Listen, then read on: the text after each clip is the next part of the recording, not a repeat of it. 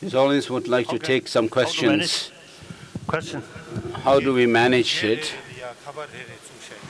Okay. So there are 4 mics on the floor. Each line. Each line One between from each. there. So those people who have some questions. So people who have questions must come forward to Tiem cilvēkiem, kuriem ir stand in jautājumi, line. doties pie mikrofoniem. Thank you. Paldies.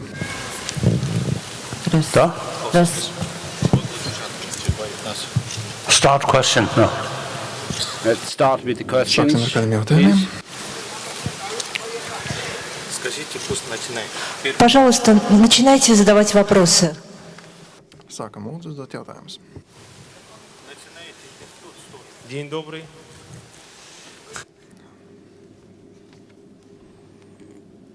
Пожалуйста, есть вопросы?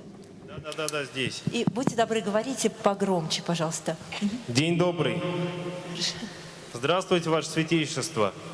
От всех буддистов России я бы хотел поблагодарить вас за такую прекрасную возможность увидеться сегодня с вами, присутствовать на сегодняшнем мероприятии.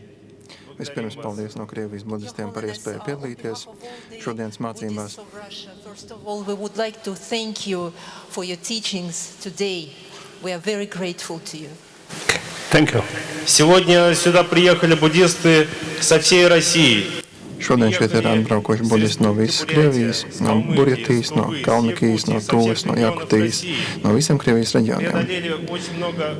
Cilvēki ir braukuši tūkstošiem kilometru, lai vienkārši varētu šodien jūs ieraudzīt un šeit būt kopā ar jums. Today many Buddhists from all the Buddhist regions of Russia came here. They made a long way, many kilometers just to see you and be in your presence today.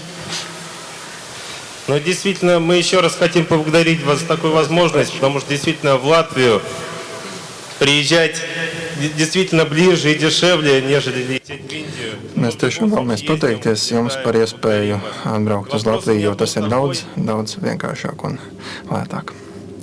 Bet tagad jautājums. Вопрос такой. Да.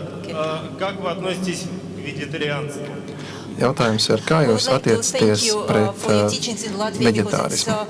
Really much easier for us to come to Latvia, and my question is, what is your attitude towards vegetarianism?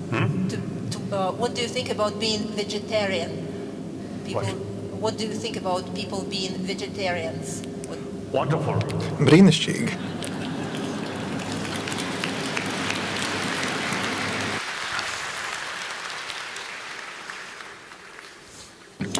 Once in Mongolia, I suggested the Mongolian city should drink less vodka. Reiz So Mongolijā they es ieteicu, follow my suggestion. ka viņam būtu jādzer And now mazāk these recent degvīnu, years, un tad viņi I suggested sakoja man, piemēram. they should take less meat. Un tagad es saku viņiem, ka ir jādara mazāk gaļas, jo pārāk daudz Mongolija ir ar lieko svaru. Un tad iesaku lietot mazāk gaļu pārtikā. So vegetarianism, wonderful. Tā kā veģetārisms ir lielisks. Next question. Nākošais jautājums. Поднимайте, пожалуйста, руку, чтобы вас было видно. Спасибо. Good afternoon, Your Holiness. It's amazing to have you here, and my question is very simple. There are a lot of thoughts and talks about love and compassion. If compassion is understandable, then what is, from your perspective, is love? Ir daudz stāstīts par mīlestību un līdzjūtību. Tad, ja ir saprotams, kas ir līdzjūtība, tad kas īstenībā mīlestība. Jāsaka to, ka man izpratne par angļu vārdu nav īsti.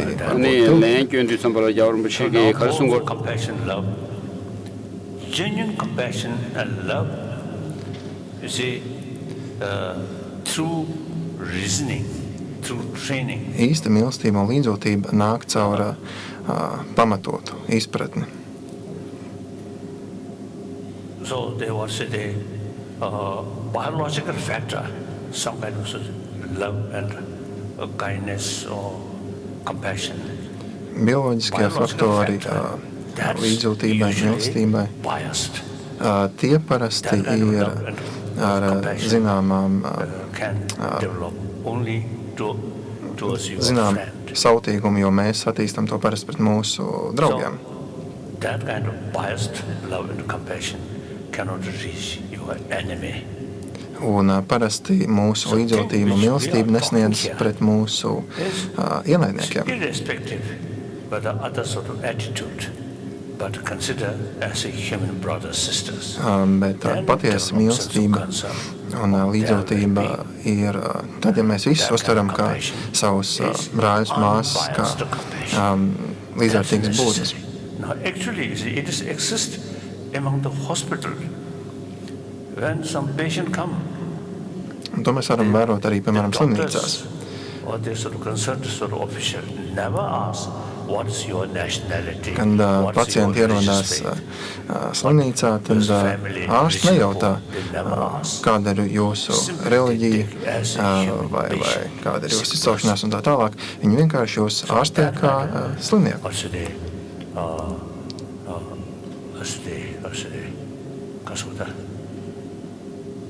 Kanda chod risu machebe chambat zawa sa ti samudane gyumje samudane kale lo khomna yongtyachi chattoga. So there is two kinds of love and compassion. One biased. Ir divi veidi līdzjūtība un mīlestība.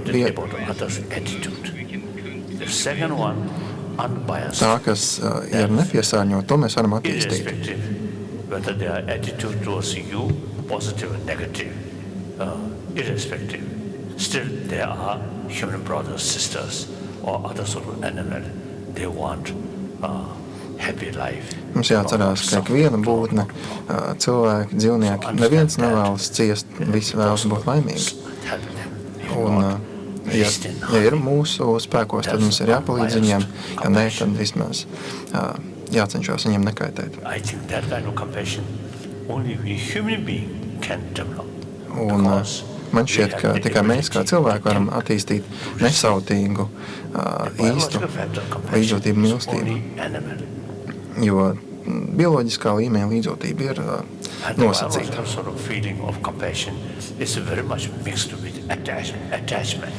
Un šī pieķeršanās bioloģiskā līmenī ir saistīta ar pieķeršanos. Un pārāk daudz pieķeršanās vienmēr iet roku rokā ar naidu. Tāpēc īsta līdzjūtība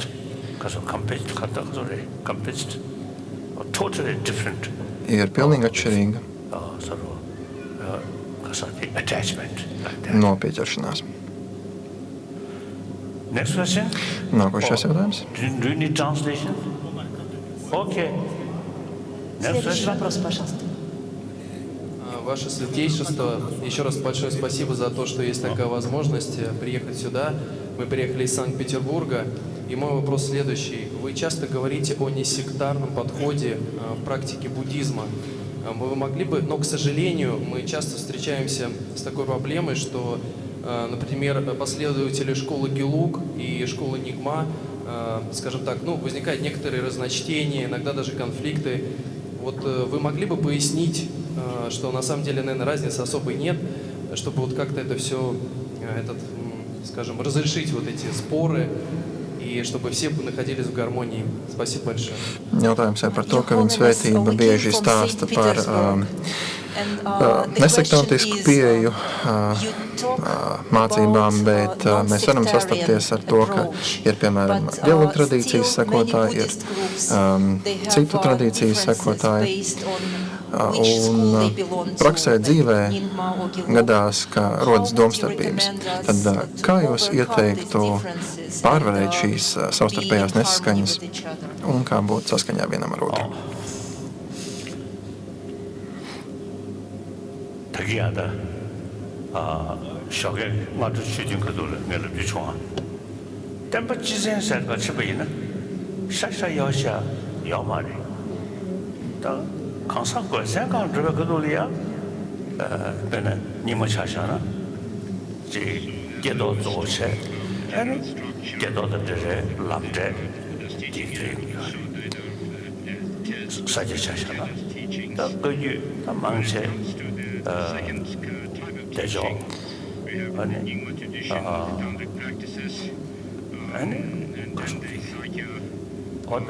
Es nedaudz jau ieskicēju sākumā šo tēmu, un katrām no šīm tradīcijām ir mazliet citi uzsvari, teksti un pieejas.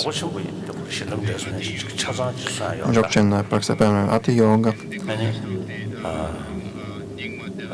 un Nyingmas praktizē visu ceļu no sākuma līdz galam pakāpeniski. Un kopumā ir 9 ceļi.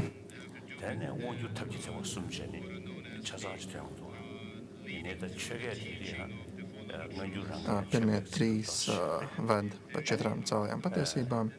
Un tad ir 3 ārējās un 3 iekšējās tantras. Un tantrās ir Maha, Anu un Ati tantra.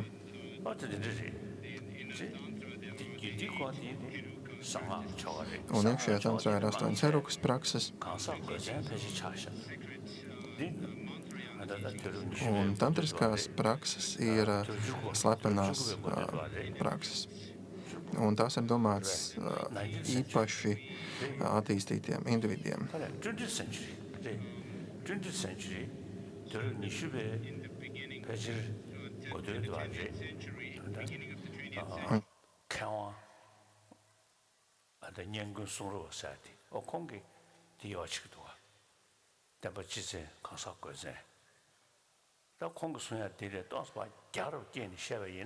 상하 초거리에 강사 거센이셔.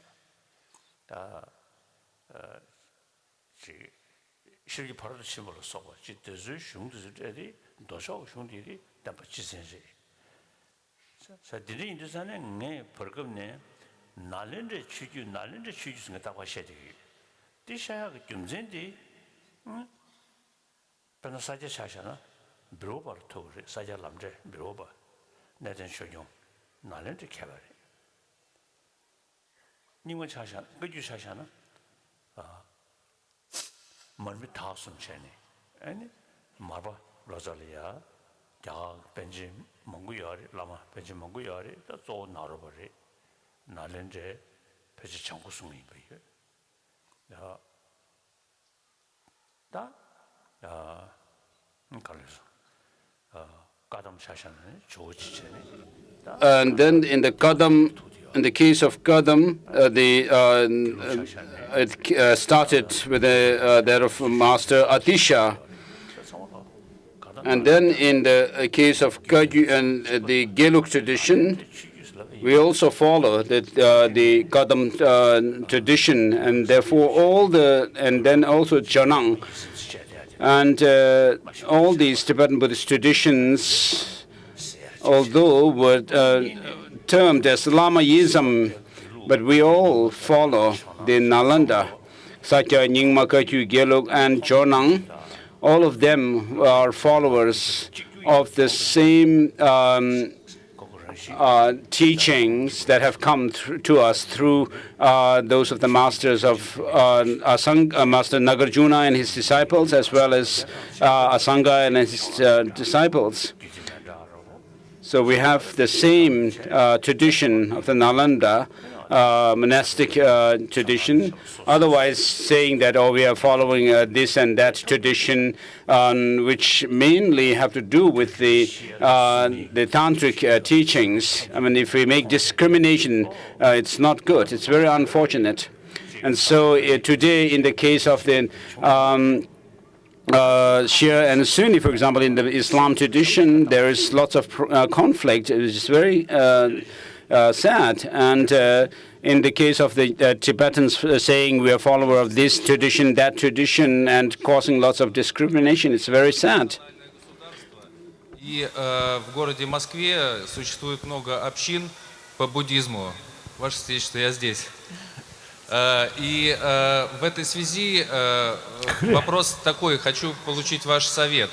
У нас так недавно изменилось законодательство, и разным общинам и буддийским организациям стало очень сложно практиковать и отправлять культы и ритуалы.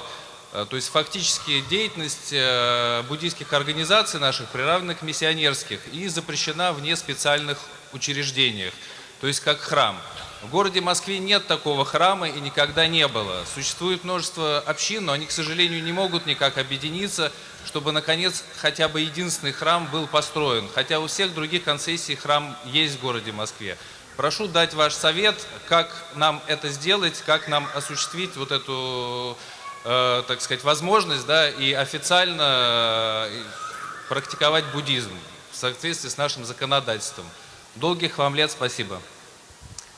Your Holiness, the question is from Moscow. Moscow has many different Buddhist groups and organizations, but Moscow doesn't have a Buddhist temple.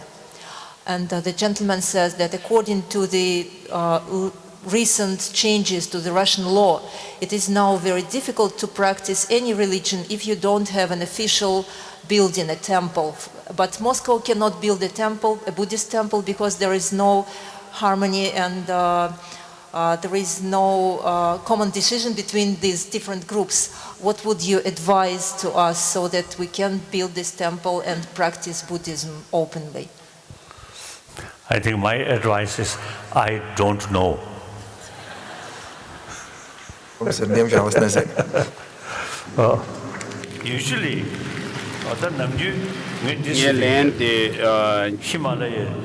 So usually, of course, I don't need to say anything about Tibetan Buddhist monasteries, but even the Himalayan monasteries in the Himalayan region, the texts that we study, amongst them,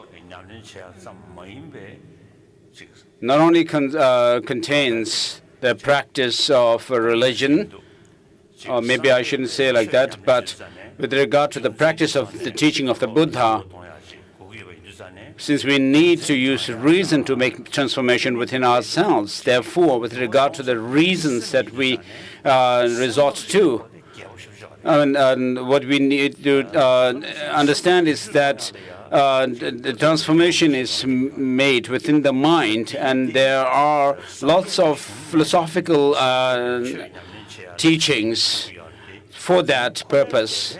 Although these philosophies are taught in the Buddhist literature, but we could actually take them out of this literature and say, not without saying that this is a Buddhist philosophy as such, but as a philosophy.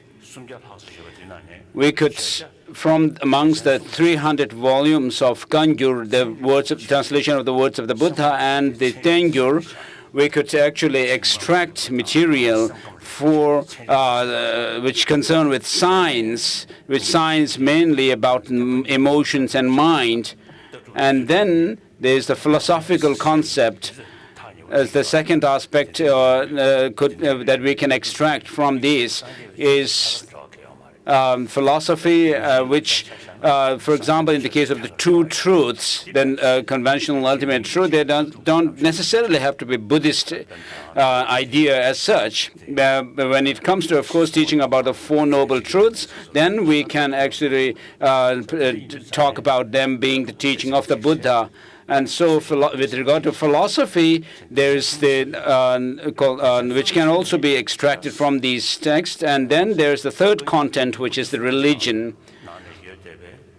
And so, the science segment on science or material on science, and then the content regarding philosophy. We have put together, compiled books on science that from this literature, and then philosophy as well. And so these are ready in Tibetan, but they are being translated into other languages like English and so forth. And so whether the big monasteries, whether they are big or small, the monasteries and nunneries in the Himalayan regions, they should use these books for study of Buddhist science and philosophy, and science and philosophy. And so many monasteries are taking interest in it, and even the school children are being taught these subjects. And some schools even have, when we hold debates and discussions amongst the school children, there are even Muslim children who have studied these. And so these are academic subjects and not so much religious subjects. So in your case also, it's not enough just to have monks in your monasteries who say some rituals and prayers, but of course these are should be done by the monks in the monasteries. But the monastic institutions need to become like an institution for learning philosophy, which is common to all the different schools, and also science. So in Moscow, if you could start a center like that, it's like it should be an academic center as opposed to being religious. And so the monks who are here, it's your responsibility to help with that. And of course, monasteries may be used for, people usually think about monasteries being places for saying prayers and meditation and so forth, but the monastic institutions should be used as a center for learning for people, so that you could also hold religious gatherings of different religious traditions. As I talked this morning, I work hard to create religious harmony amongst the different religions. So these monasteries that you have could also be used as a place for gathering many different religious traditions, and scholars from these traditions should actually discuss amongst themselves what are the differences, what are the commonalities, and then what are the purposes of these different differences and so forth. So if you could actually consider this, it would be very good. Otherwise, the monastery would be just used for some prayers, and some of the things, our habits, Tibetan Buddhist habits are quite drawbacks. Next question. So,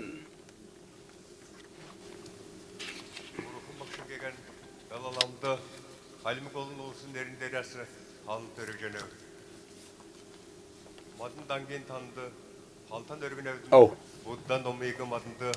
Zağadı, manasitklegi, monasterlegi tangı gega uruladı, madında uha zağat, madında buddan nomu zağdırdı.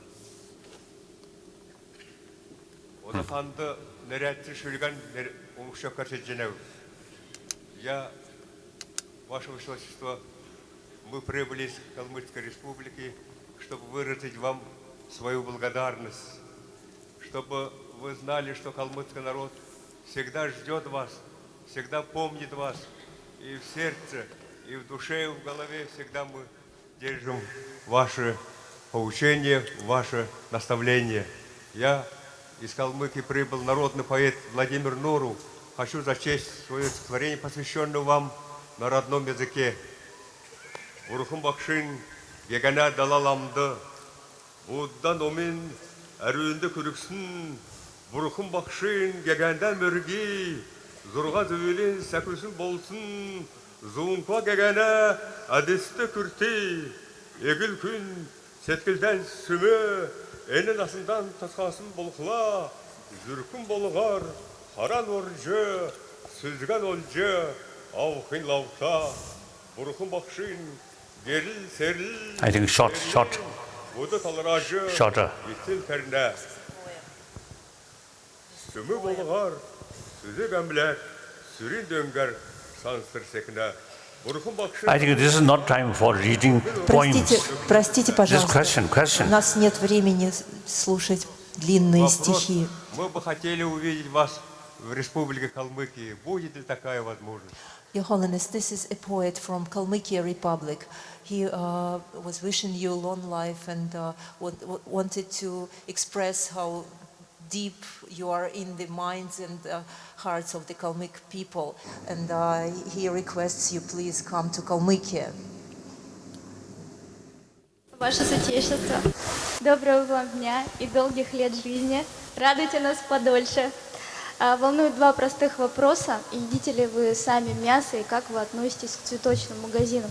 Ведь у цветов тоже есть душа, а для цветочных магазинов миллионы цветов в мире уничтожаются ежедневно. Благодарю. Regarding myself, my story, when I was 13 or 14, 15 years of age, during some government festivals, we used to have lots of meat in our meals. And so at that time, in those years, I actually banned that, stopped the non-vegetarian meals at formal festivals. And then in 1959, I came to exile in India. And then in 1964, I gave up non-vegetarian meal. And so for the next 20 months at that time, I became sick. I had this jaundice, and so it seems that since that time, I had there was this gallstones building up in my bile, gallbladder, and then some years ago, I had to remove the gall bladder. And so at that time in 1964, after those 20 months, after consulting my doctors, I was actually advised to go back to my original diet by my doctors, both the Tibetan traditional doctor and allopathic doctors.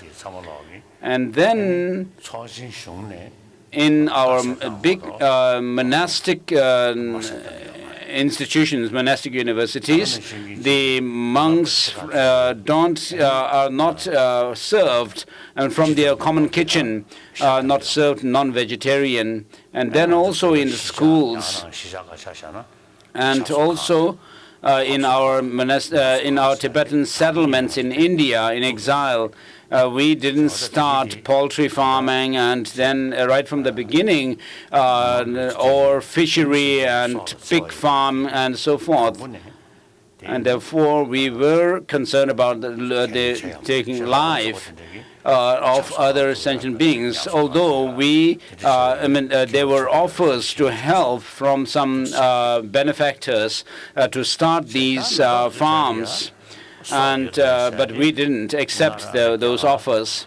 But with regards to the flowers, in India, in the Indian philosophical school, for example, Jainism, it is said that these plants have also life. Of course, they have life. But in any case, the Buddhist monks are not allowed to cut grass and plants, and they are growing, and without any purpose and reason. The monks are not allowed to cut plants and flowers and so forth. during the summer times, of course, the things grow. But if we have to really say that these plants have mind or conscious, it would be difficult. In Jainism, there is this saying that the plants also have mind. But in Buddhism, we don't accept that.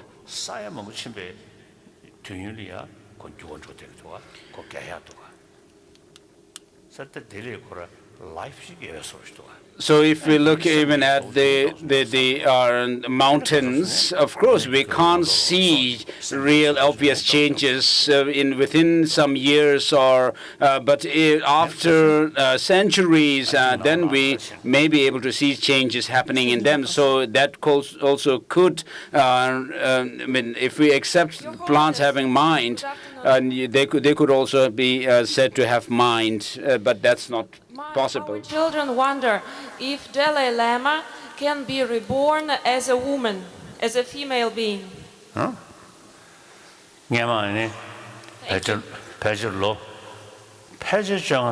So about 15 years ago, in Paris, one time, one women's magazine journalist, editor or somebody, I met a lady I met there, she asked me if it's possible for Dalai Lama, a female Dalai Lama could be possible. So I said that's possible. And even in Tibetan, if I said that if, of course, if a women Dalai Lama could be more helpful to the people, that would be possible. And in fact, in Tibetan history, about 700 years ago, there was, since that time, there has been reincarnation of something Doje Pagmo, who was a female reincarnate Lama. She is considered really holy, and she was someone who, in the beginning, became a Lama by her own effort. And then in India also there was the Bhikshuni Lakshmi, and amongst the 80 Mahasiddhas of India, some of them were women. And so the main reason, which I actually tell in the world, around the world where I go, in the past there were very few human beings in the world, and whatever they got, they actually used them as a community together without this possessiveness, feeling of this is mine, this is mine. But as number of human population grew, and then particularly once human beings started agriculture, and then they got the harvest, then people started stealing and conflict started, and therefore people thought of having a leader who would actually control the community in that in a certain community, in a certain land. And so the concept of leadership came. So this didn't exist in the beginning. And at that time, education had no role, but the leadership, the qualification for leadership was physical strength, and therefore the man leading or becoming a leader started, and therefore man dominance started then, and that seems to have called male dominance seems to have crept into the religious study, religious institutions as well, and therefore while both men and women can be fully ordained monks and nuns within the Buddhist tradition, but irrespective of whether the nun is senior or the monk is junior, that nuns are said to,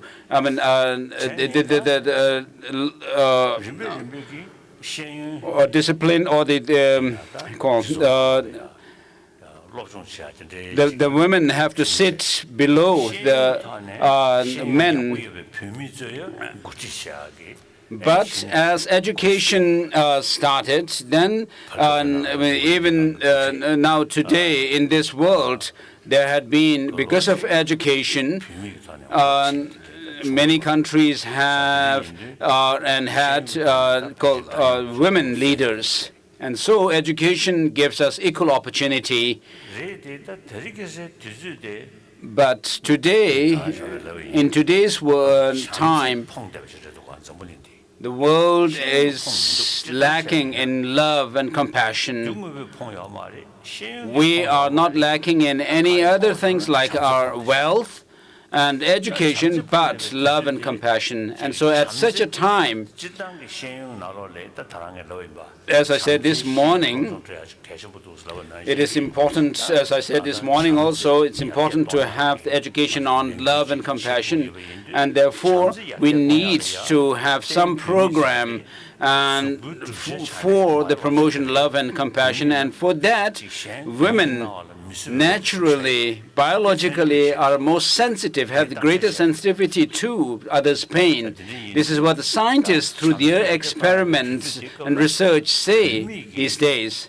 And therefore, in order to promote love and compassion, women need to take active role, use their potential, and to promote love and compassion in the world today.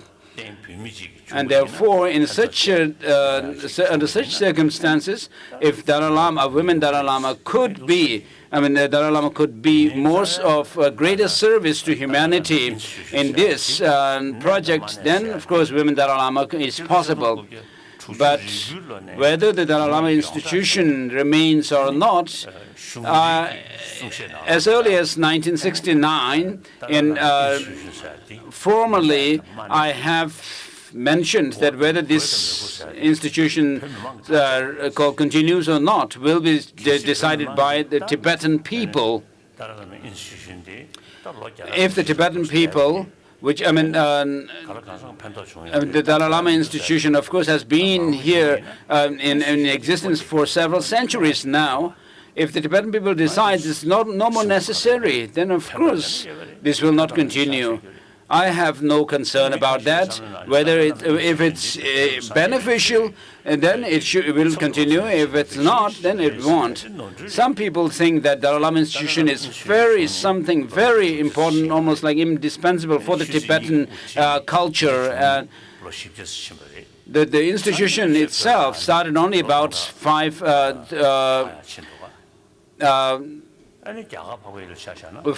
600 years. And then the Dalai Lama is becoming both the leader of the spirituality and temporal leadership started only about 4 centuries ago. And many of the Indian masters, the great masters, have no. The institution came into being after becoming the Tulku institution started in Tibet. Of course, in India, nobody realized or recognized as a Tulku, reincarnations. But even amongst the Tibetan Tulkus or incarnations, many are very beneficial, but there are Tulkus who are disgraced to their predecessors. So there is a saying that when a child was recognized as a reincarnate Lama, everything looks so grand because there are grand ceremonies for the enthronement of the person. But then when they actually become disgraced, then it's a shame. And so I consider it more important for the Tulkus, whether they are Tulkus, if somebody is recognized as Tulku or not, it's important for them to have education.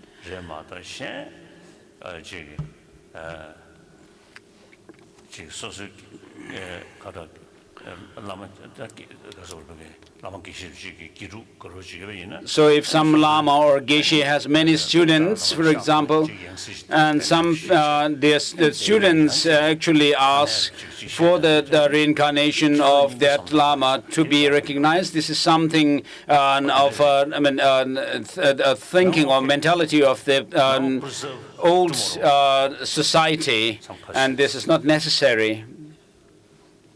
Okay, now stop. Все, вопросы на сегодня закончены. Завтра вопросы продолжим. Now tomorrow. Следующая сессия вопросов и ответов завтра. Спасибо. Oh yeah. 다행이다. 자상가 나도 최든 직대 So whether whatever we talk about, whether it's temporal or mundane or religious, we need to be realistic. And without being realistic, you may have a good heart, but you won't be able to achieve your goal. If you understand the reality, be realistic, then you'll be able to achieve your goal realistically. And achieving your goal cannot just happen merely aspiring on something. So you need really to gain conviction through using your logic and gaining inference to the reality of things in order to have good result of your own aspirations. And therefore, valid cognition is very important, as it in the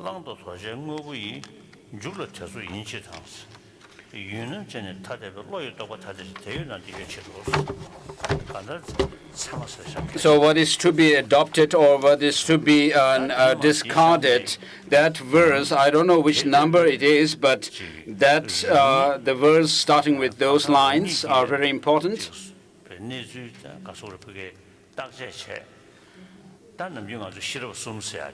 So the person himself or herself must do investigation into the things, and we need to engage in the process of learning or studying the things, and then reflect on it again and again and gain the understanding based on reflection. So first gain understanding based on your study, learning.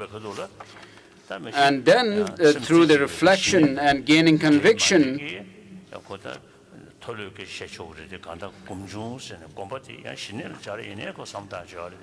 so of course when we talk about and then we need to relate those points in our own meditation, whether we talk about the shamatha meditation or what. We need really to gain the experience of those teachings. So everything has to get back to our empirical experience, and in the end. And therefore, the Buddha himself first engaged in the study of the Dharma, and then he reflected on it, and then entered into the meditation, and thereby finally he entered into the path, and then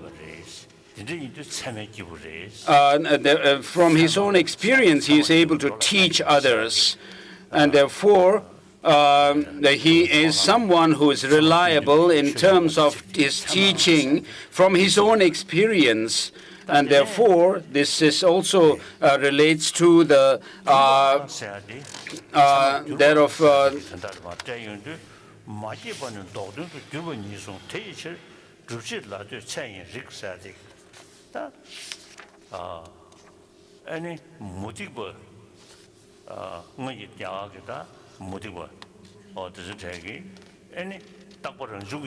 and then with regard to the Buddha having become a reliable guide, the Pramanavarttika says that in order to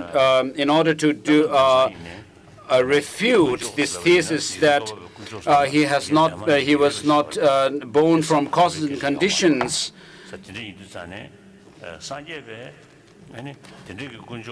and so this relates to the theistic religious traditions where they say that everything is created by God, and but the Buddha is not like that. But and so in the case from the point of Buddhism, if you were to posit such a being who is permanent and right from the beginning, someone enlightened and so forth, then that God, the Creator, is also said to be the producer or the originator of everything. And if that were the case, then it is said and argued that the things which have actually come as His creation cannot have any change. And so that's because if the cause itself cannot change in any way, the result or the effect of it cannot have any change. And therefore, the Buddha was someone who went through the process of learning, reflecting, and then the meditation. So in this way, he gave teaching to his disciples from his own experience, and therefore it is said that he became a reliable guide or an authority. And so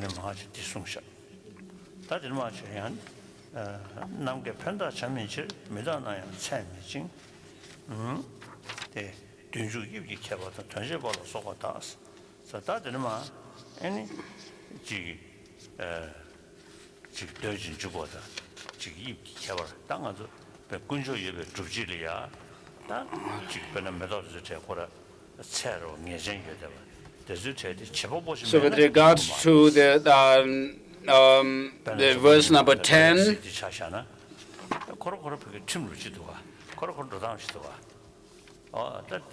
it says those produced sequentially cannot possibly be produced from a permanent thing. A permanent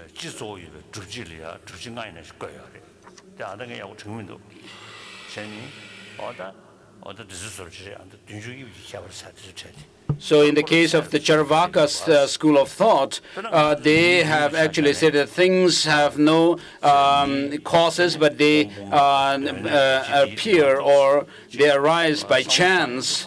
They have given 10 different reasonings. But if we look at our own body, for example, we can see that when some part of our organ is hurt, or it actually hurts others as well, affects others. And so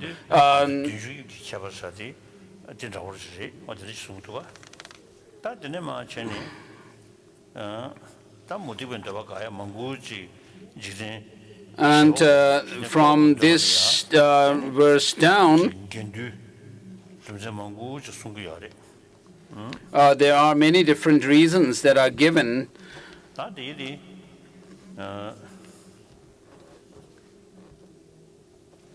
The different non-Buddhist traditions, their assertions are given in these stanzas from stanza number 10 and down. Of course, if you are not able to, if you don't actually know those positions and assertions of the non-Buddhist traditions, the objection or refutation of them may not be understood well, and therefore you may be able to say something about them, but you won't be able to give the details of their thesis. And so, as it is said in the Pramanavarttika, if you lack the knowledge of something which is hidden, then since you do not have the knowledge, you cannot teach others.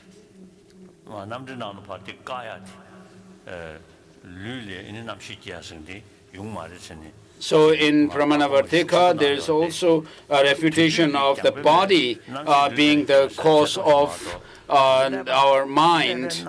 Although there are refutations of the Charavaka, this has to do with the Charavaka's position, who say that the body is the cause of our consciousness or mind. And of course, they were not really going into the details of the brain and the neurons and so forth as such, but just the body itself. And so, but today, scientists really explain on the basis of the neurons of different parts of the brain, going into the amygdala, which is called cause for some emotions and so forth.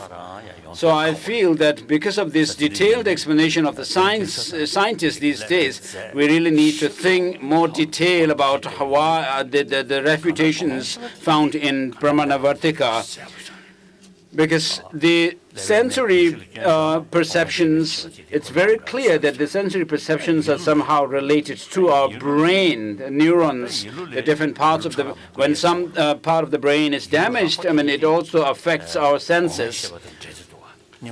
And then the coarser levels of our mind, mental consciousness, is also related to our brain. So these kind of mental states of mind have to do or are related to the sensorial experiences, of course. But there are those of the subtler states of mind, which is, for example, the dream state, and then there is the deep sleep, and then also the coma state, when people are said to be in a coma sort of state. They are subtler still. And then the subtlest level of mind is explained very clearly in the tantric texts. And so we have within the mind, the mental consciousness, there is the degree of subtlety that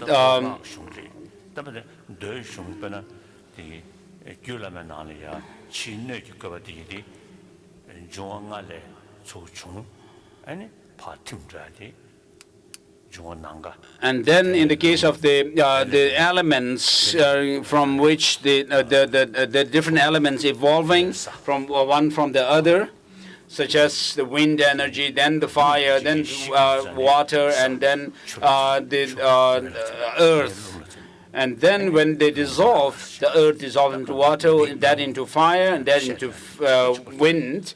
And so this is the description of this evolutionary process of the elements or the universe is similar to the theory of Big Bang. So the universe is said, scientists explain the universe originating from the Big Bang and then finally going back into it. And so in the case of the Buddhist literature, there is this explanation of how from the wind energy comes the different other elements, and the whole galaxy also seems to be ruled by that principle of the evolution and the dissolution process. And so, on the whole, we can say that this is described, the evolution and the dissolution described in our text, is similar to what the scientists explain. So, just as this evolutionary process and the dissolution process happens in the external world, this happens also within the human being, within a sentient being. And within the sentient being, an extra element is that of the consciousness. And consciousness in the dissolution process finally is said to dissolve back into the space. Here, and unlike the external space, it is the space within the mind. As long as the 80 conceptions are there,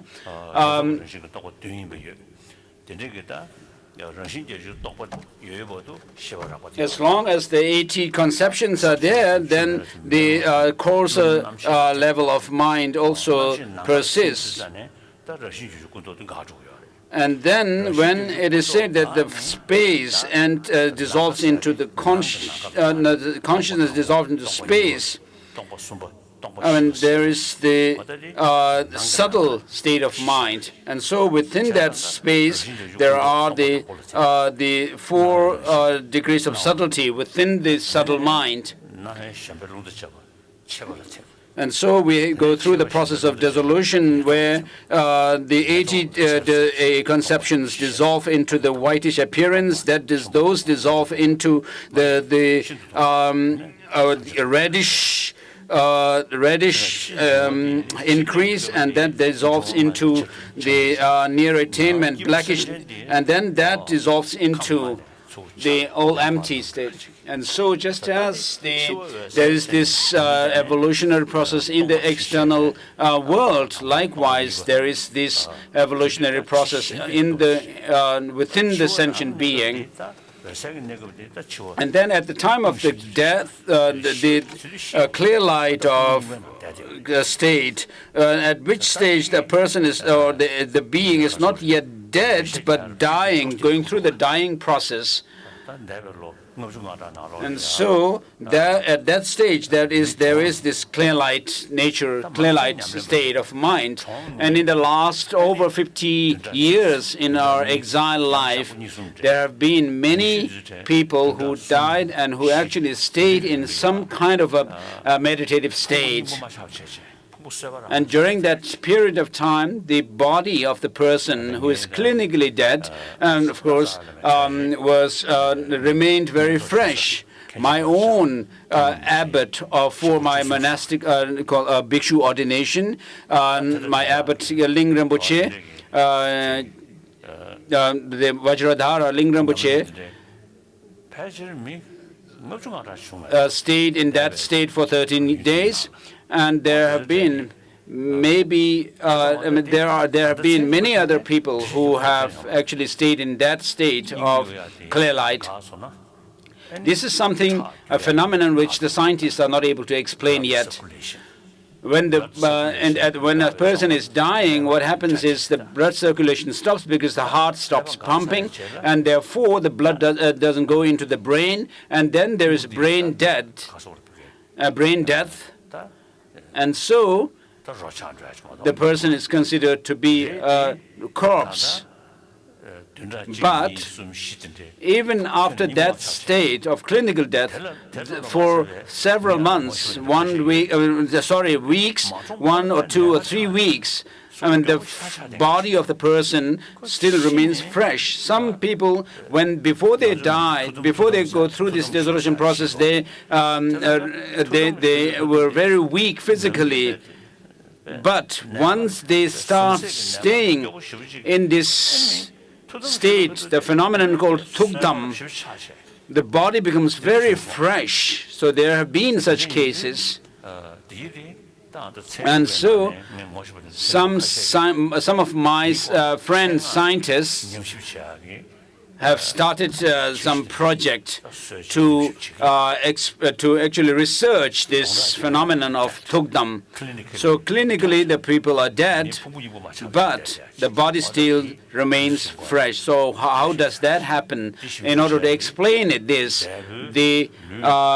scientists are actually using different instruments. So they use these electrical wires that are put on the head of the person who is clinically dead, and then when these the wires were put on their head, in some cases there have been some signal that something had happened, and so in our text there is these different degrees of subtlety within the mind, and therefore mind still seems to be working at that. And then there are people who remember their past lives. This happens because there is something to be remembered. And in my own case, I know some Indians, children, women, the girls, who were very clearly, remembering their past life. They remembered the parents and relatives, names of the parents and their relatives of their past life, and were able to actually remember their house of the past life. And in India, in Kanpur, one happened in Kanpur, and then other girl was from Patiala. So this girl from Kanpur, central India, the person, the previous life, died quite young, and therefore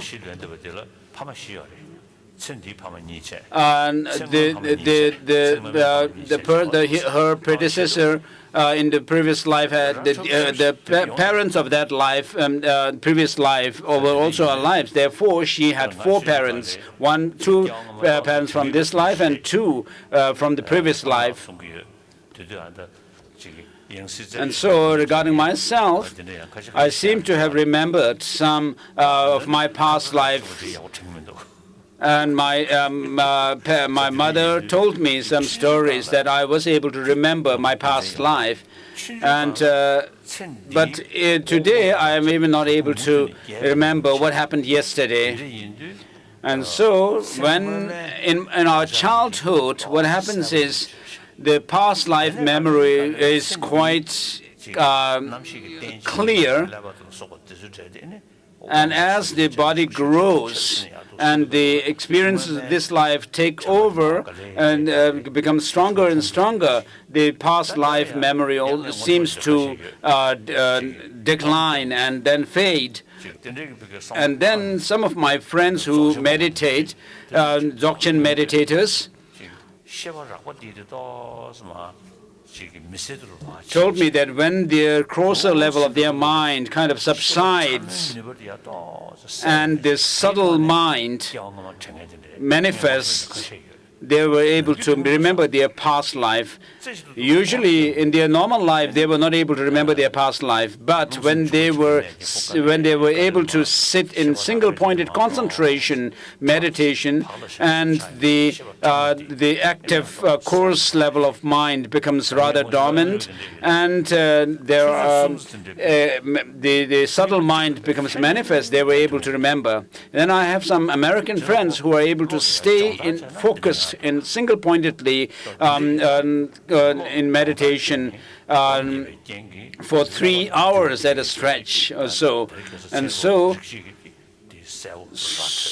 there are some scientists who say that there is this phenomenon of consciousness which is different from the brain. Classical scientists, of course, didn't believe in a mind separate from the brain. And now the scientists are able to saying these days that there's something that can actually affect the mind, the brain, I'm sorry. And when I have discussions with scientists, I ask them, given the situation where the womb of a mother is perfect, without any defect, and then the sperm and the ovum are also perfect, and when these 2 seeds come together, is it necessarily the case that the conception will take place? I asked them, and they said no. So even when all these conditions, the womb, the uterus of the mother, and then the father's seed and the mother's seed are without any defect, and they come together, the conception still is questionable. So why? So the scientists explain on the basis of chromosome, and even twins have different structures of the chromosomes, and so if Master Dharamkirti were still alive and have some discussion on with the neuroscientists I mean, he might have to say that, oh, wait a minute, I have to really think over this. So I just had this thought. So in the text, there is a refutation of the body being the course or the course of our mind, as if it's very easy to do away with. And then some scientists are quite stubborn. Once in my meeting with scientists, I told in the meeting that of course when we have some physical problem, injury or some discomfort in the body, then it actually affects our mind. That's quite obvious to us. But when we are very still, without moving our body, no problem in the body, but calmly sitting there, in such a situation, because of certain emotion or certain thought that happens because of some past life, past memory, it affects our mind, our emotions. And so this is something that happens, isn't it? I asked, and the scientist said, it seems to be true, but it cannot be. Because this is why he said this is because the scientist was not actually was someone who rejects any notion of consciousness apart from the brain. And then in 1979, I met some Russian scientists, and during my first visit to Moscow. And then when my explanation, I talked about the sensory perceptions, and then I touched on the sixth, the mental consciousness, the sixth mind, and immediately they said, "Oh, this is not possible. This is religious matter." So there are some scientists like that. So when they talk about the sense perceptions, this is something that they think are something obvious. But when we talk about the sixth sense, the mind, then they reject it. Perhaps they actually thought that I was talking about soul. Of course, in Buddhism, we reject the existence of soul. But we are talking about the senses, the consciousnesses. For example, the visual sense faculty, and a meeting with that of the visual object gives rise to the consciousness, the visual consciousness, because of which is in turn conditioned by that of the what is known as the immediately preceding condition, that is a previous moment of the mind or the consciousness itself. And so there are differences in the presentation of mind or consciousness. Some schools of thought talk about 8 different types of consciousness.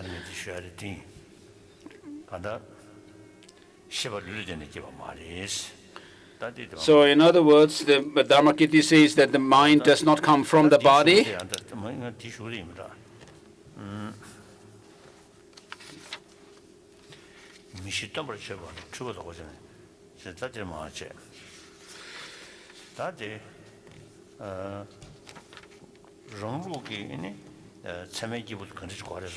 So according to our own system, what is a reliable person or a pramana being, what should he be like?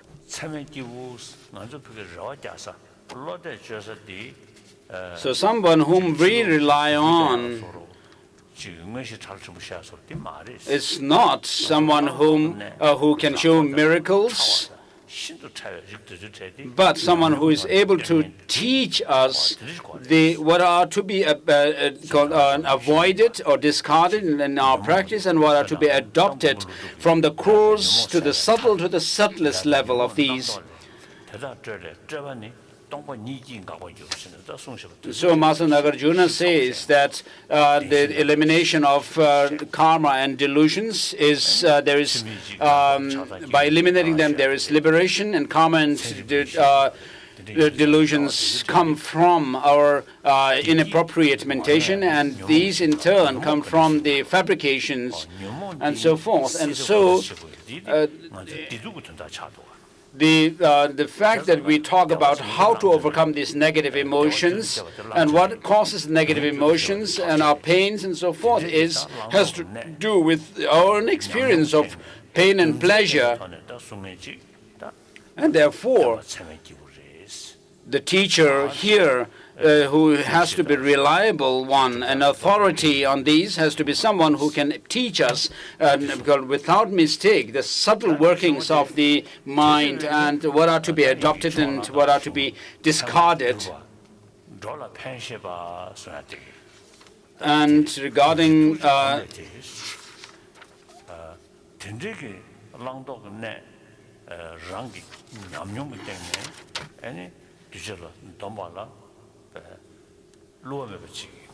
and so, regarding someone having become a reliable person, what caused him to become a reliable authority is said by verse number 34, if the numbering is same.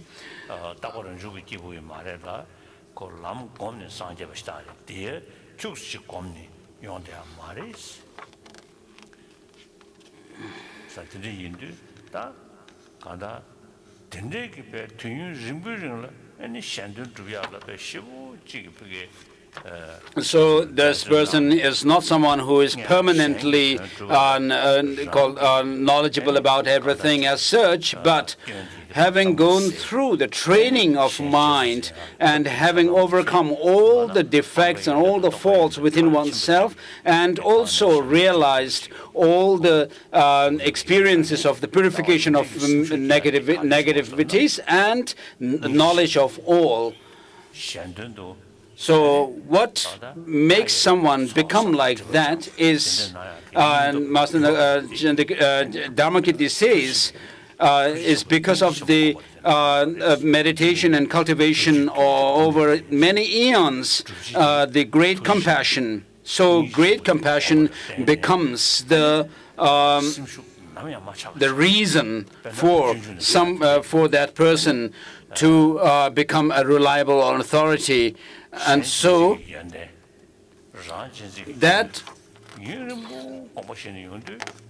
when moved by that, then one trains oneself over a long period of time on cherishing others over oneself and seeing the faults of self-cherishing attitude. And in the Master Nagarjuna's precious garland, it is mentioned that if you wish enlightenment for oneself and others, one should develop compassion, bodhicitta, and the non-dual wisdom, and then the great compassion.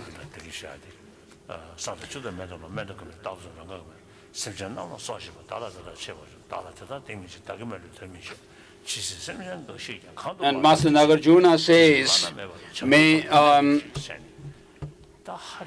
I be an object of enjoyment for called sentient beings like those of the earth and so forth. And may I hold others to be dear as my life, and may I even hold them dearer than my life, and whatever negativities of others, may they ripen upon me, and may my virtues ripen upon others. And as long as even any sentient being has remained in the samsara, may I remain in samsara for that person, even if I become enlightened. And so this kind of courage comes, and bodhicitta comes through with the root of great compassion, and therefore you have this determination to work for other sentient beings from life after life and for eons and eons.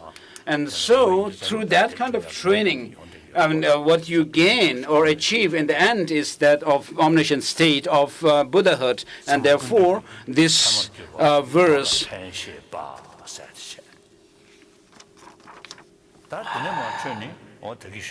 The reason is that of compassion, the familiarization with compassion.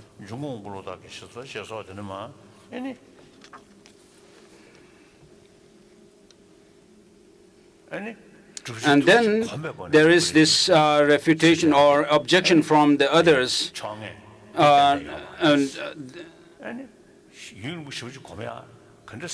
Who say that this is not possible. Someone familiarizing with the compassion, for example, over a long period of time for eons and is not possible. For example, in the case of Charvakas, they do say that because this life, they only believe in one life, and this one life is, in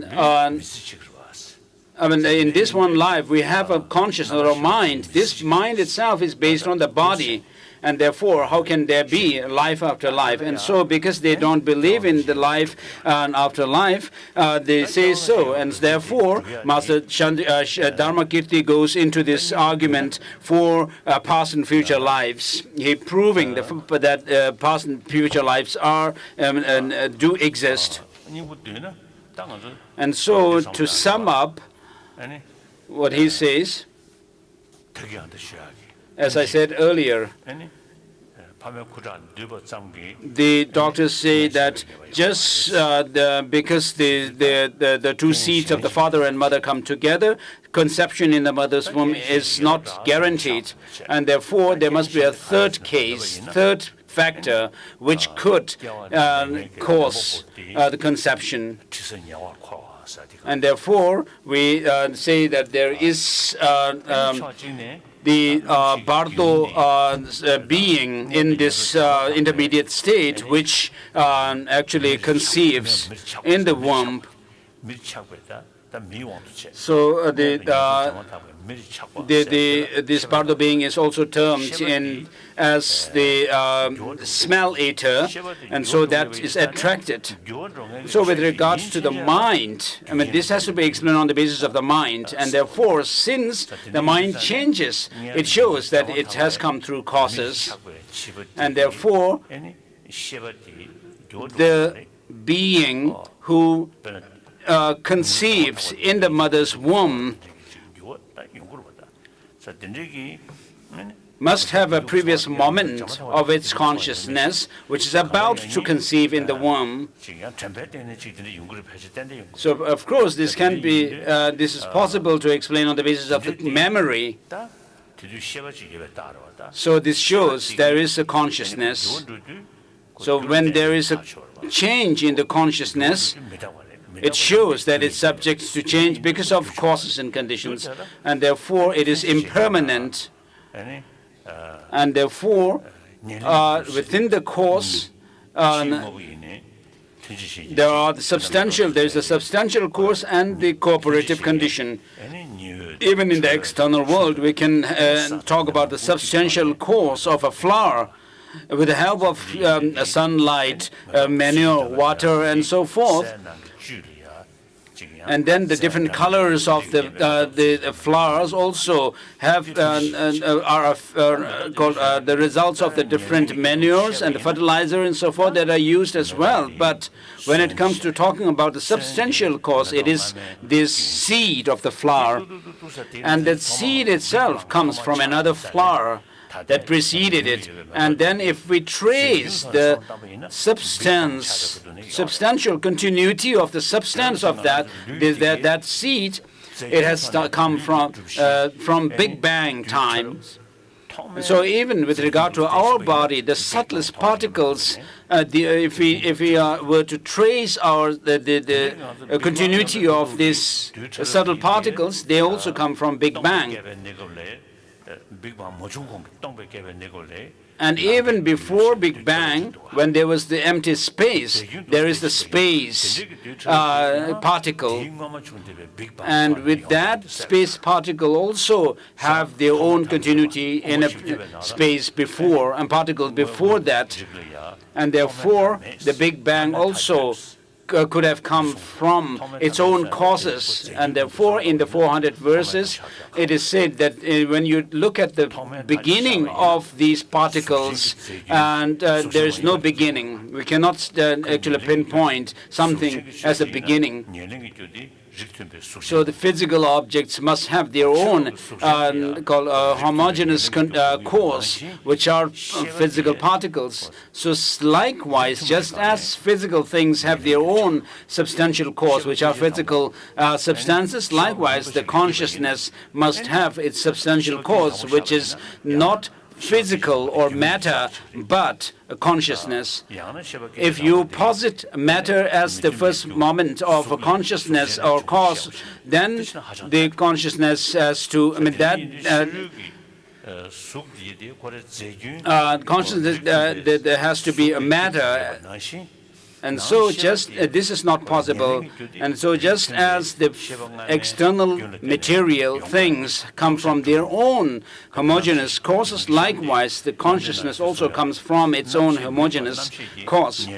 In Pramanavarttika, somewhere later, it says the things which are not consciousness cannot be a substantial cause of consciousness, and therefore the substantial cause of a consciousness must be something which is similar to the consciousness in type. And therefore, when you trace the continuity, the past continuity of the consciousness, you come to the previous life.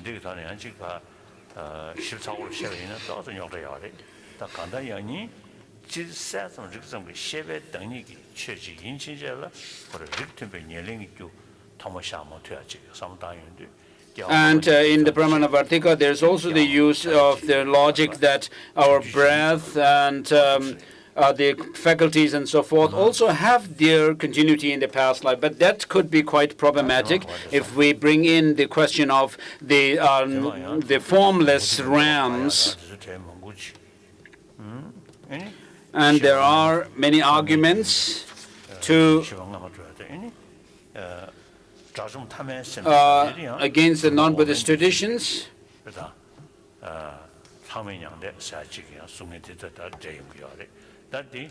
And then there is also the text deals with the question of last moment of Arahant. And in the Madhyamaka tradition or system, this Arahant completely ceasing to exist is not accepted.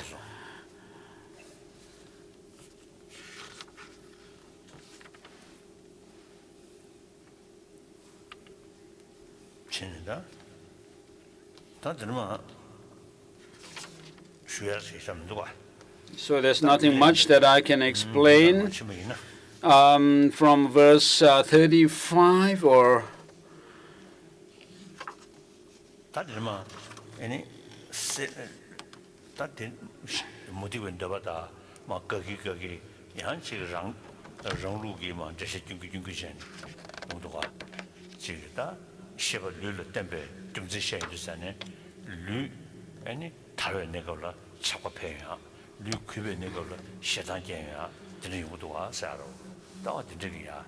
and there are arguments from the non-Buddhist traditions who say that when our health is good, we have pleasure, and then when pleasant experiences of mind, when our body declines, that also causes us displeasure and unpleasant experiences. To say that the mind is a product of the body. And to go back to the Pramana Samuchaya,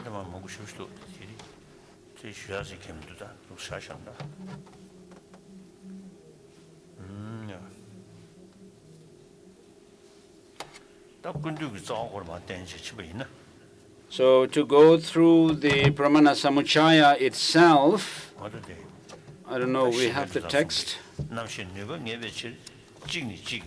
Since the potential of the consciousness is definite, Therefore, one moment of consciousness comes from the next, the previous, and so forth.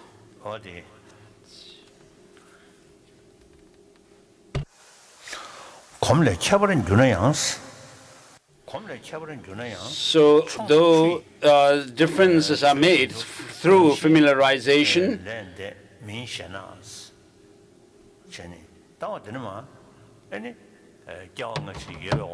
just as the water is heated with fire, even though it says, what it mentions is that even though there is past and future lives, the argument here is that it is not possible to familiarize, to accustom oneself for a long time, and then one's experience becomes something that is limitless.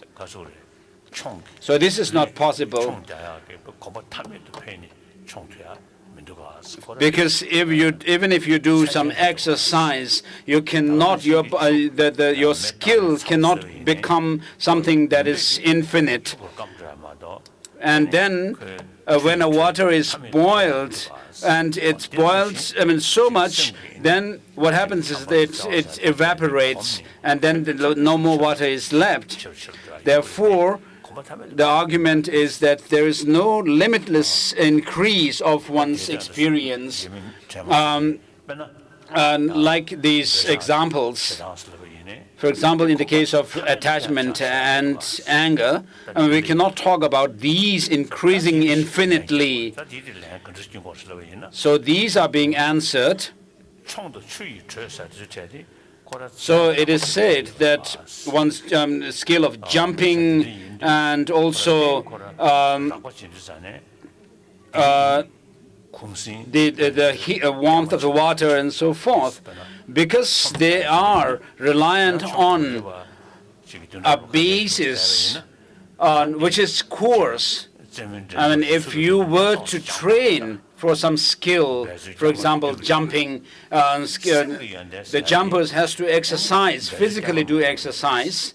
Even if they have trained for some time and become excellent in jumping and so forth, if they leave this exercise, if they stop exercising, then their skill also declines.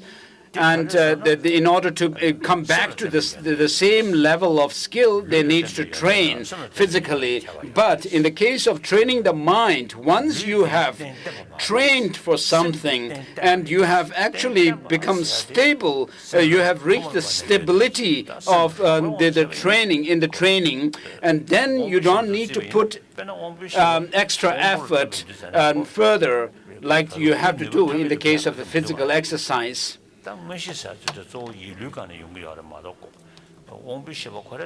Whereas, if you, for example, if you do some exercise of the eye faculty, there's nothing like, we cannot say anything like, these can increase in its ability infinitely. But when it comes to talking about clairvoyance,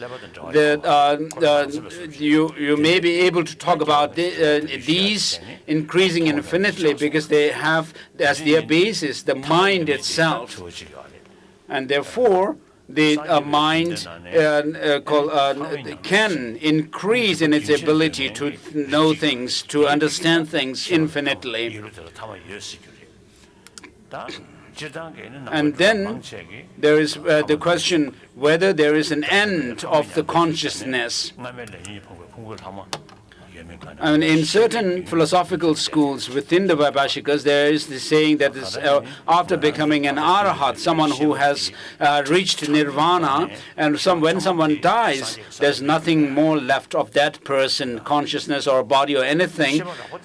Everything of that person goes out of existence. Whereas in other traditions, it is said that the mind itself cannot become non-existent.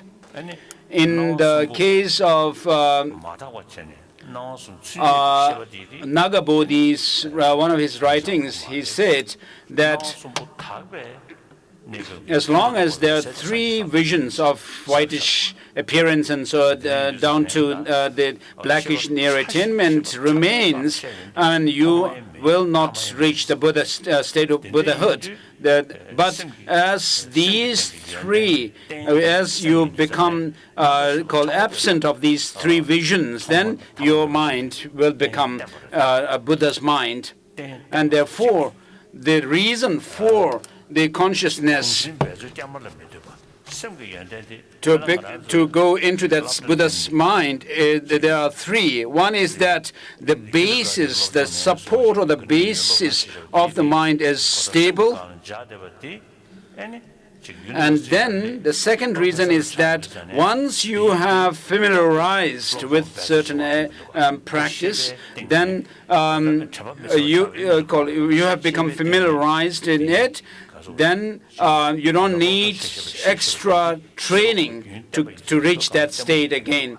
And so it is similar to, going through the school system, where once some student has learned something,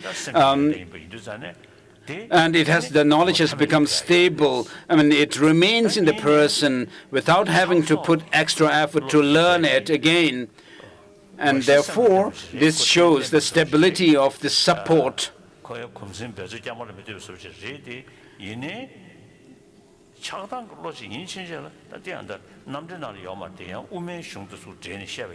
So, although this is not something which is said in the Pramanavarttika, but if I take the stuff from the Madhyamaka philosophy, Madhyamaka literature,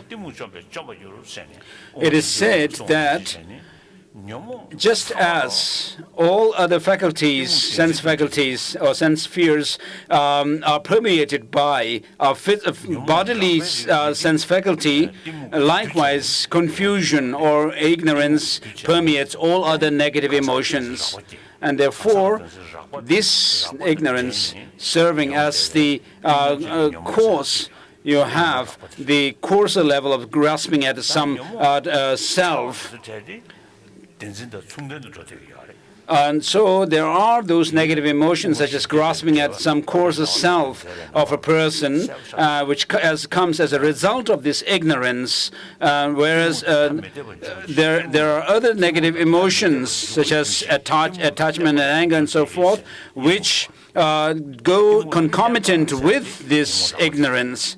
And so the coarser level of negative emotions depend on this subtle the confusion or ignorance, whereas the subtle negative emotions like attachment and anger go in concomitant with them. And therefore, since this ignorance has no valid support, and that it has a powerful antidote which can end it. Therefore, we can eliminate ignorance from our mind stream.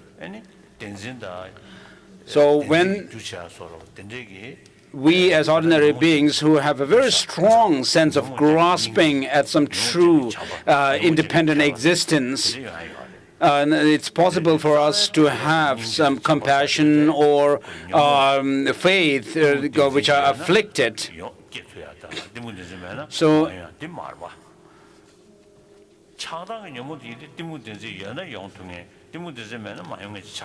So certain experiences are not the case that they come because of our negative emotions, such as love, compassion, and so forth, but and because of that, they can actually infinitely increase, whereas love, attachment and anger cannot increase infinitely because they have an antidote against them. And therefore, the afflicted states of mind, because they have antidote, they can be eliminated, whereas the basic nature of the mind, which is its luminosity or clarity and awareness, cannot be eliminated through the meditation on the selflessness and so forth. And so this basic awareness nature is there, right? With the mind itself. And in Mahayana Tantra, it is said that the stains or defilements are temporary, adventitious, which doesn't mean that they were not there first and then all of a sudden they came. But because they have powerful antidotes that can counter it and eliminate it, they are said to be adventitious. Whereas the nature of mind being cognizant and clear is intrinsic in it. And those states of mind which do not have to depend on the grasping at some true independent existence of things can increase infinitely, and therefore understanding of selflessness and so forth also can increase infinitely.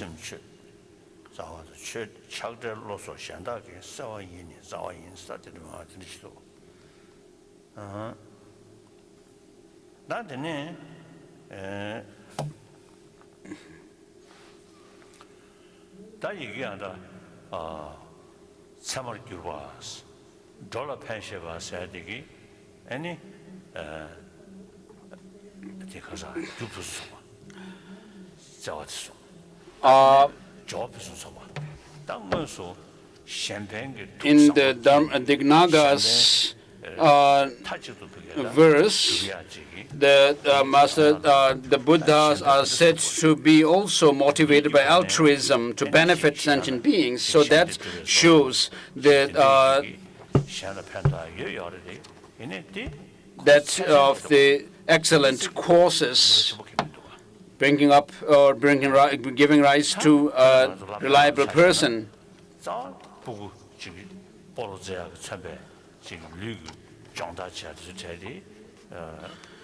So in the case of school children, of course, physical strength or physical exercise is one part of their curriculum, but mainly the children are taught the different subjects in order to get rid of their ignorance about the different subjects. And it's because this education of the mind and for knowledge is the one which can help in their life, not the physical exercises as such. And so the Buddhas do not help us temporarily by giving some material things and so forth, but to change, make transformation within ourselves.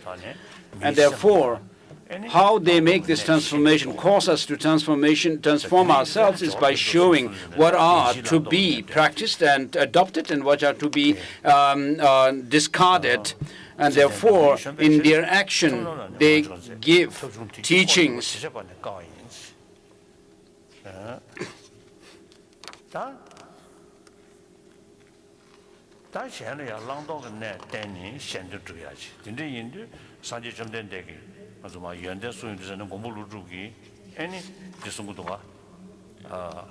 And so if someone is not aware of what they are going to teach, not knowledgeable in it, then you cannot teach others as well. And so, moved by his compassion, the Buddha taught us the sublime Dharma to rid us of all distorted views. And therefore, the Buddha gave us teachings from his moved by his compassion. And similarly, in the case of other religions like Allah or Muhammad and the Jesus Christ and so forth, also gave their teachings out of compassion. Of course, the other founding teachers of other religious traditions have taught their disciples to be compassionate and loving towards others. Whereas when it comes to the Buddha, he qualifies as someone who rids us of all our views, distorted views. So, within this, the afflictions, there are those of, within the intelligence, there are the intelligence which are afflicted by the afflictive emotions, and then there are those which are intelligence which are not afflicted. And so within the afflictive emotions, the negative, disturbing emotions,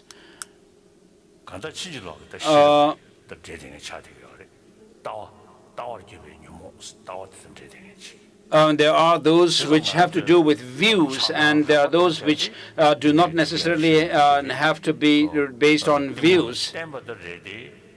And so, regarding our attachment and anger, of course, they do arise as a result of our negative, our fundamental ignorance, but they also go together with that ignorance.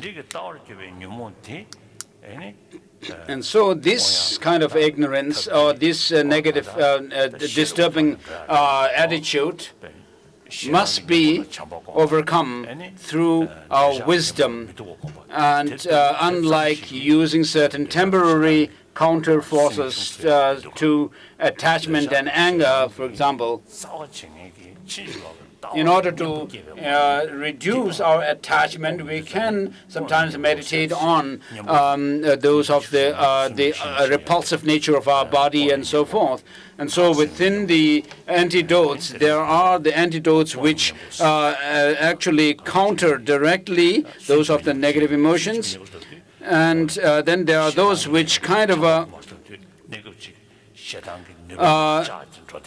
which help in reducing our negative emotions. For example, when you meditate on loving kindness, it kind of reduces your hatred or anger. But these are not the directly countering antidote, but reducing them.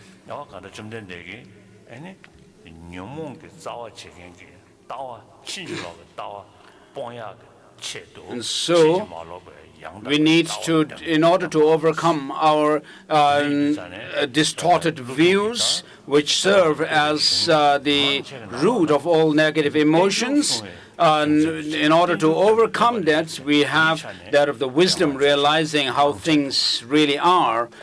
And therefore, the Buddha is someone who taught us that of the dependent origination of things.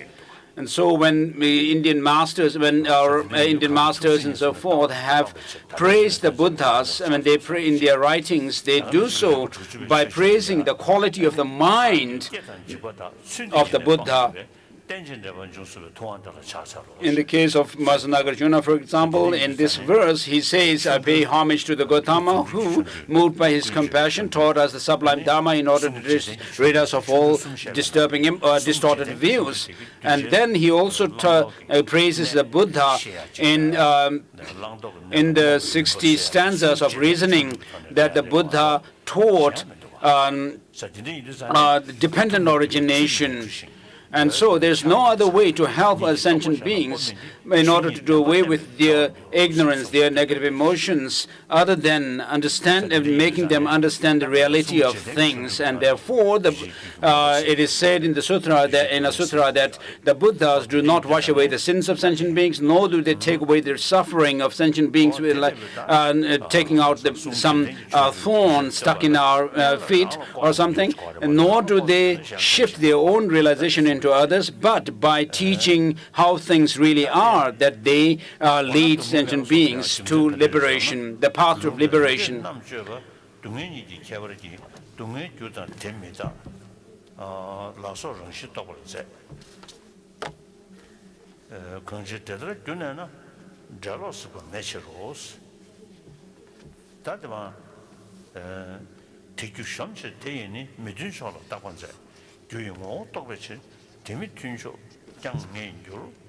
다다 더긴 진짜봐 뉴제 주 젠착니 주인 대인내전이 다음에 통한 개와 있습니다. 너 전에 왔다 갔다 했니? 다 동행사들이 교가래요. 동행 컨디스 동행 교텔에는 컨디스 연구야. So what these lines show is that how suffering arises and what are the causes giving rise to suffering. And so this relates to the Four Noble Truths.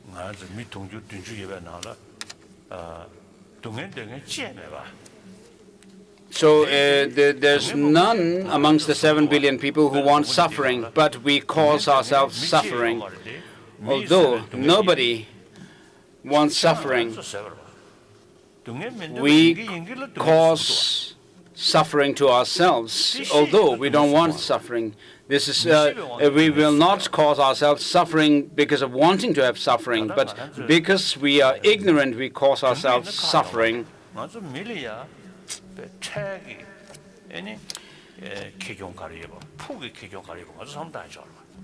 So we as human beings have this intelligence with which we can actually judge between what is the long-term goal, or long-term benefit and the short-term benefit.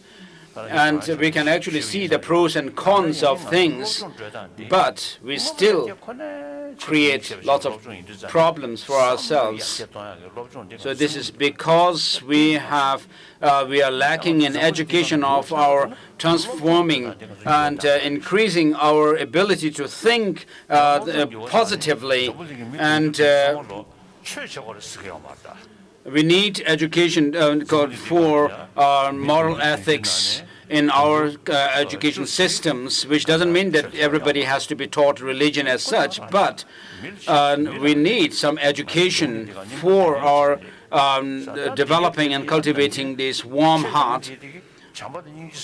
So over 1 billion people in this world are non-believers. So while they are non-believers, they seem to also sometimes neglect these principles or positive qualities of human beings like love and compassion. So whether you're a believer or not doesn't matter. So from the perspective of the theistic religions, the non-theistic religious traditions and their followers are considered sinful because they don't accept the Creator God. Whereas on the other hand, the non-theistic religious traditions, from their perspective, they would say that the theistic religious followers of the theistic religious traditions are have fallen into the extreme of eternalism. So with regard to the wrong view, there is an exaggerated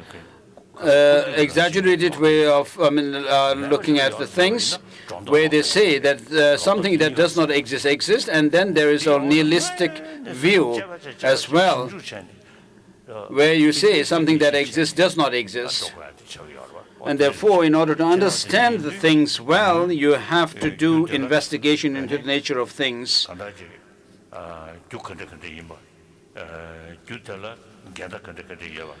So we need to understand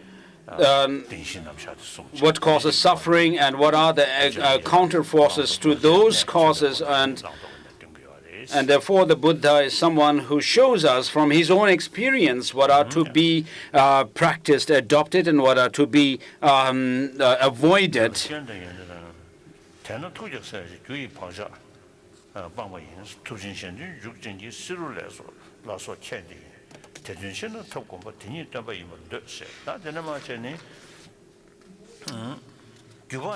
So because he shows the things from his own experience, he is the teacher. And then, with regard to being the Sugata, what is said is that there is this the cause which gave rise to an omniscient, the reliable person, and then in his action he helps others out of the suffering by giving them the teaching. And in order to be able to give such a teaching, therefore he becomes the teacher to avoid those of the negative ones and adopt the positive ones. And then, with regard to the Sugata, which comes from the with regard to that, there is the state of purity of the mind from the negative emotions.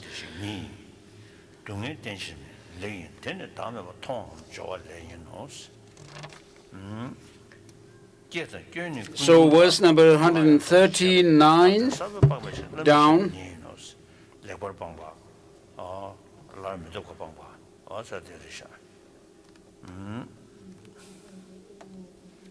Numbering is different.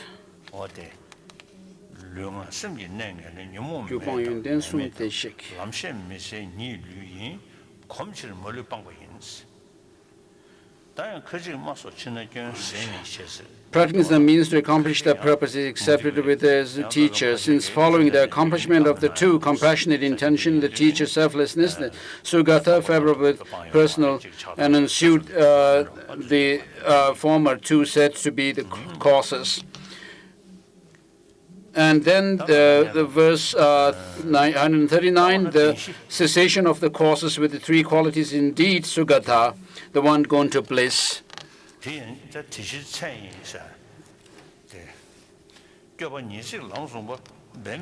Sugata in the form of cessation is not the basis for suffering, it is well seized. It is due to seeing the selflessness, due to effort of the repeated familiarization of selflessness, which was seen already.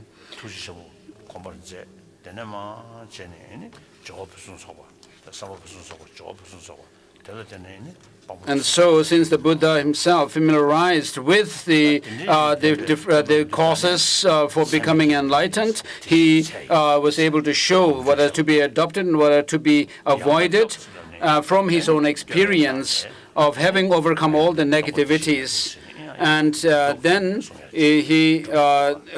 so through this, he became an omniscient or the reliable person. And then next comes the explanation of the word protector in that of the Master Dignaga's salutation verse, where he says the protector, which explains how in through the reversal process of the Four Noble Truths, he became someone who is reliable.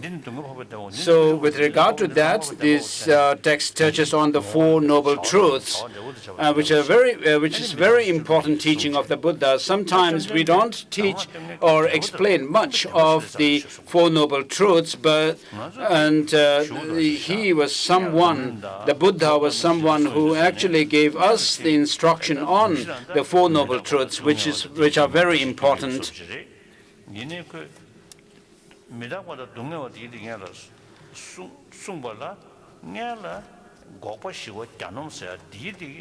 So when we give teachings, we need first to introduce the disciples in about the true cessation and true path. The true cessation, which has the attributes of being peaceful, cessation, which is that state where the Buddha has reached the point of having overcome all the negative emotions as well as the imprints left by them, and thereby becoming an omniscient one. And so that is our goal, the final goal represented or referred by the mantra of Heart Sutra, which ends with Bodhisvaha. And so once we understand the Dharma jewel, then we'll able to understand what the Sangha jewel is, and then also that of the Buddha jewel. And therefore, in Abhisamaya Lamkara, there is the instructions on the two truths, and then the Four Noble Truths based on that, and then into it goes into the three jewels. And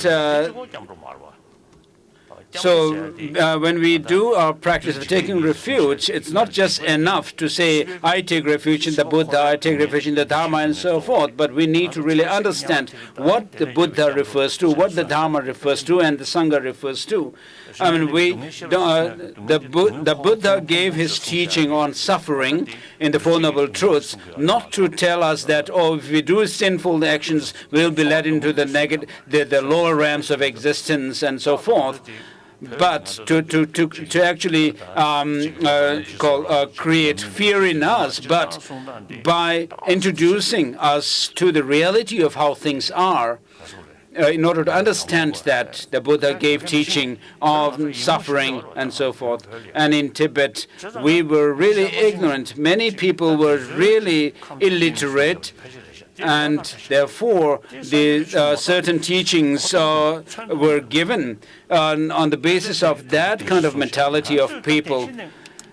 And to introduce Buddhism, we need to go through those of the Four Noble Truths.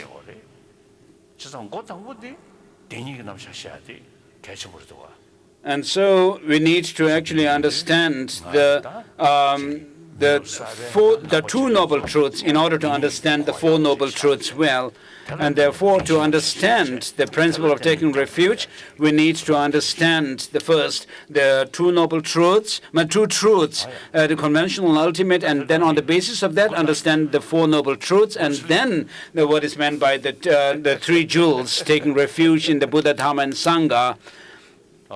Kundo sangpo te atishin de te takun ki chesu tawlo chin ke wa di da tam che rabdo ngo tu sum she bi ke wa tam che ki mo wa kana chodo da gi ke we za wa di ku ke sangpo chi chi rabdo ngo temba nyu shin do sa wa ten ze pun shin temba yu rin May I be moved by compassion to spread the teaching of the Buddha where it has spread before but not declined, and wherever it has spread before but declined, may I revive them. Oh, yeah. See you again tomorrow.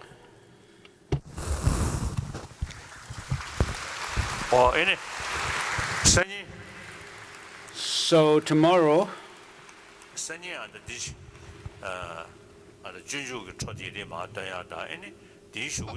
I will continue the teaching on Dharamkirti's Pramanavarttika, and then also do a ceremony for aspiring bodhicitta. So if you just generate aspiring bodhicitta, you don't need to pledge to engage in the bodhisattva practices, but what you need to do is pledge is to be a good person from tomorrow onwards. You don't have to be a Buddhist as such to pledge that you will be a warm-hearted person with warm heart and love and compassion. Even as Christians or other followers of other religions, you may still make such pledge. And before that, we'll see how it goes. Maybe I will also do the layperson's vows. And so bring questions for tomorrow. Don't ask me silly questions, please, but tough questions would be good.